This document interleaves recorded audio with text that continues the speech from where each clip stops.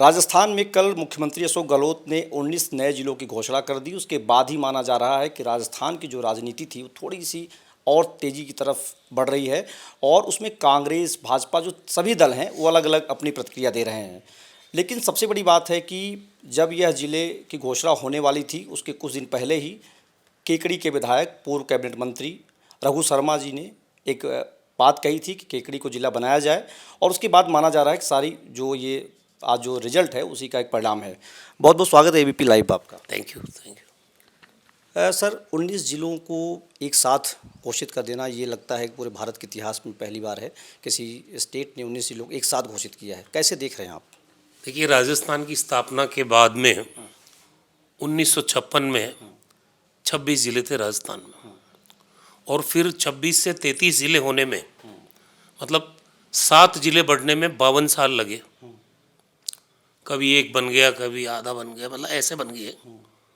राजस्थान में एक झटके में 19 ज़िले और 3 संभाग बना के अशोक गहलोत जी और कांग्रेस पार्टी की सरकार ने ऐतिहासिक काम किया है, और ये स्वर्ण अक्षरों में लिखा जाएगा।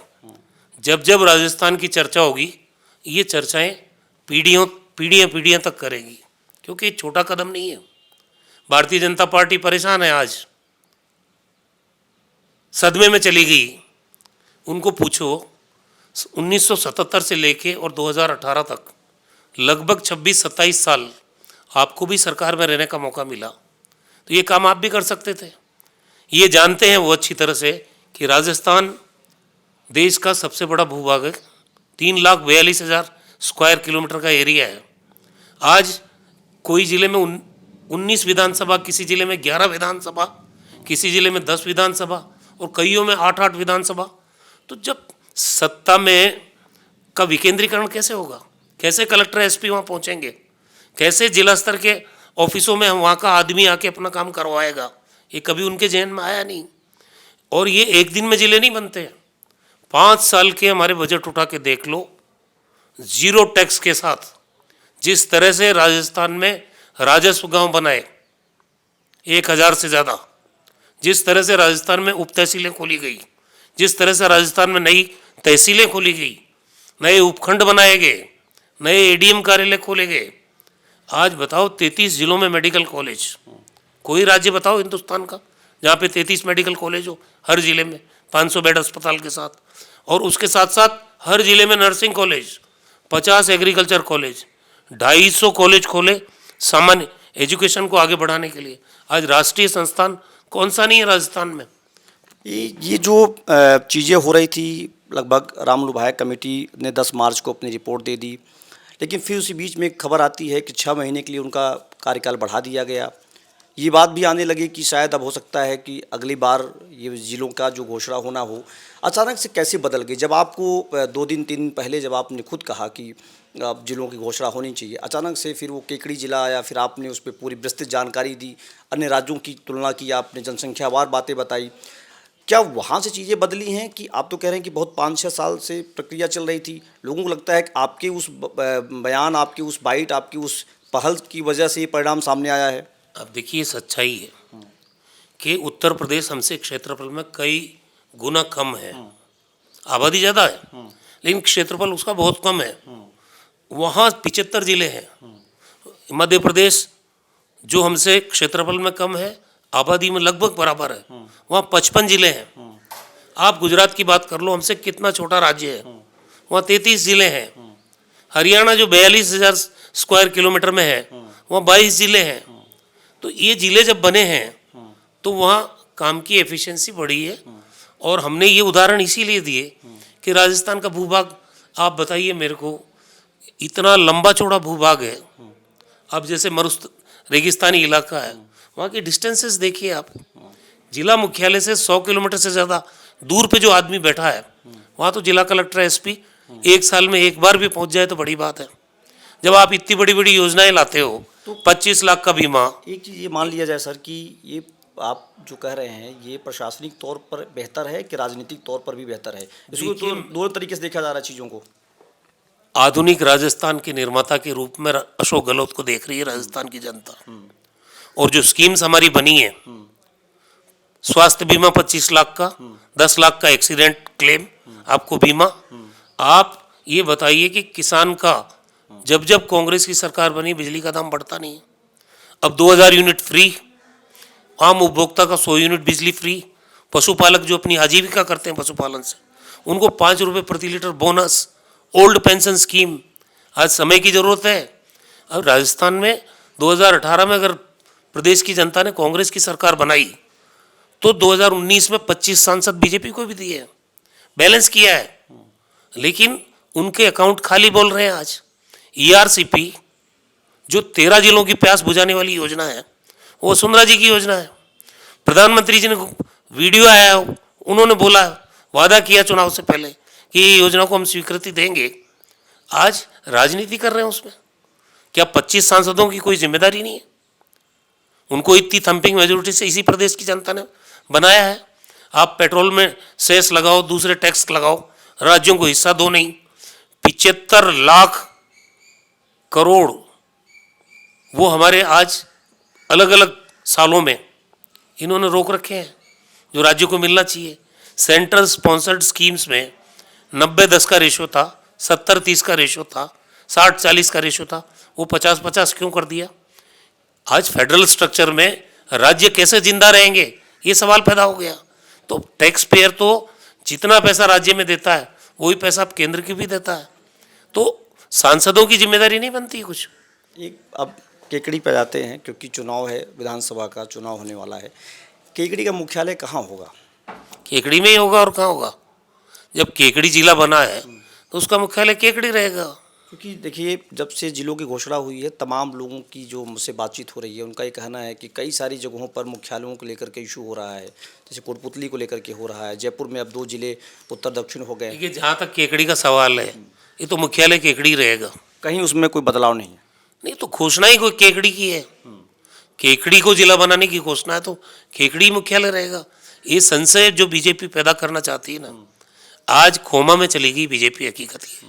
ये जिलों की घोषणा के बाद हाँ, ये जो हर बार जुमले और सांप्रदायिक तनाव की स्थिति पैदा करके, धार्मिक ध्रुवीकरण करके बिना कुछ किए हुए सत्ता में आ जाते हैं, 5-5 साल में आएंगे। ये परिपाटी टूट रही है। 2023 में राजस्थान में कांग्रेस की सरकार बनेगी। हम एकजुट होकर चुनाव लड़ रहे हैं और वो खंड खंड है, नेता प्रतिपक्ष नहीं बना पा रहे हैं। कितने झगड़े हैं बीजेपी में। अगर हिम्मत है नेता प्रतिपक्ष बना दो आप, क्या डर है आपको?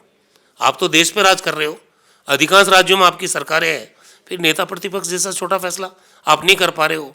जिस ढंग से इनकी लड़ाइयाँ सतह पे आ रही है, 4 तारीख को वसुंधरा जी अपना जन्मदिन मनाएंगी सालासर में, तो उसी दिन प्रदेश अध्यक्ष यहाँ पे प्रदर्शन करेंगे। तो ये सामने फूट देख रही पब्लिक। 8 उम्मीदवार है मुख्यमंत्री के, अब किसको मुख्यमंत्री बनाएंगे ये भी घोषणा कर दो पहले। आपके यहाँ तो मुख्यमंत्री का मामला क्लियर है कि एक ही व्यक्ति है, एक ही व्यक्ति के चुनाव। देखो, स्वाभाविक होता है जिसके नेतृत्व में चुनाव लड़ा जाता है वो स्वाभाविक चेहरा है। 2013 में भी यही चेहरा थे, तो इसमें कोई विवाद की स्थिति नहीं है। जो मुख्यमंत्री होता है वही चेहरा होता है। एक चीज़ और पूछ लेते हैं कि जिस तरीके से ये आप मास्टर स्ट्रोक मान रहे हैं, इस चीज़ को मान रहे हैं, आपके जो लोग, मैं सुबह से जब मैं भी आया देखा हूँ, लोग काफ़ी प्रसन्न हैं, उनका कहना है कि बहुत अच्छा हो गया है। क्या लगता है कि इस 2023 में ही इस जिले को मूर्ति रूप दे दिया जाएगा या टाइम लगेगा? क्या लगता है, मतलब आप क्या कहना चाहिए? मेरे को 2000 करोड़ का बजट में प्रोविजन किया गया है, तमाशा थोड़ी है। बीजेपी जिस तरह की भाषा बोल रही है, पैसा कहाँ से लाओगे? अरे भाई, जो आदमी जिला बना रहा है ये चिंता तो उसको करनी चाहिए ना, ये आपकी चिंता नहीं है।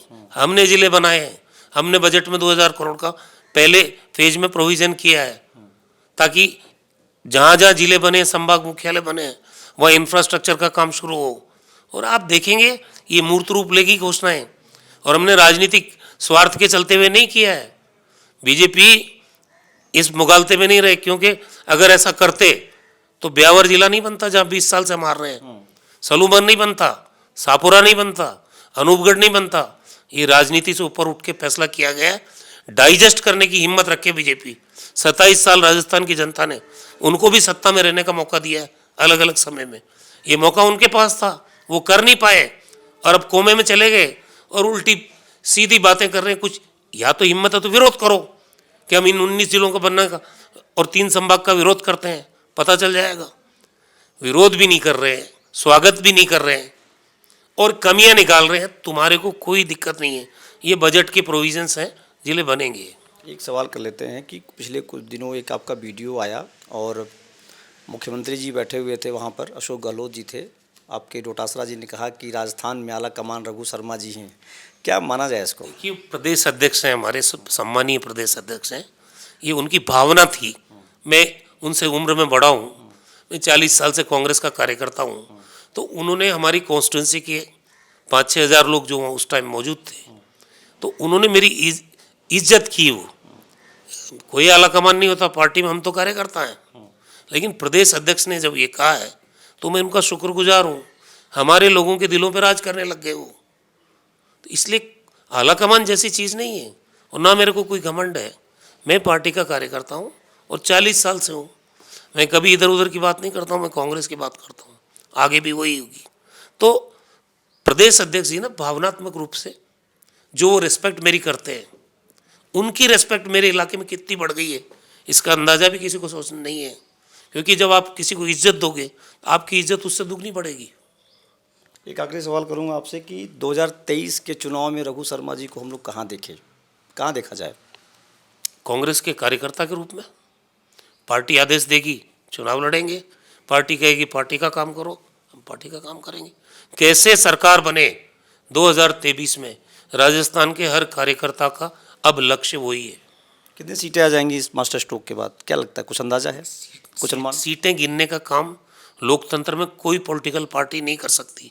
और जिस तरह से घमंड में बात कर रहे हैं ना बीजेपी वाले कि हम तो 25 सांसद देने के बाद भी कुछ नहीं करेंगे और महत्वपूर्ण योजनाएं जिससे 13 जिले की प्यास बुझेगी उसको रोकेंगे, राज्य के हिस्से का पैसा रोकेंगे, सेंट्रल स्पॉन्सर्ड स्कीम की जो हिस्से राशि है उसको कम करेंगे और उसके बाद भी हम सत्ता में आएंगे। इस मुगालते को इस चुनाव में राजस्थान की जनता दूर कर देगी बीजेपी को। तो ये थे हमारे साथ पूर्व कैबिनेट मंत्री रघु शर्मा जी, जिन्होंने बताया कि इस बार मास्टर स्ट्रोक अशोक गहलोत ने चल दिया है और उसके जो रिजल्ट्स हैं वो देखने को मिलेंगे। इनका दावा भी है कि इस बार सरकार फिर रिपीट करेगी कांग्रेस की। और राजस्थान में इन 19 नए ज़िले जो आए हैं, इनकी वजह से काफ़ी सियासी सरगर्मियाँ बढ़ गई हैं और लगातार भाजपा कांग्रेस सभी दल अपने अपने अनुमान के हिसाब से चीज़ों को देख रहे हैं। ABP लाइव के लिए संतोष कुमार पांडे, जयपुर।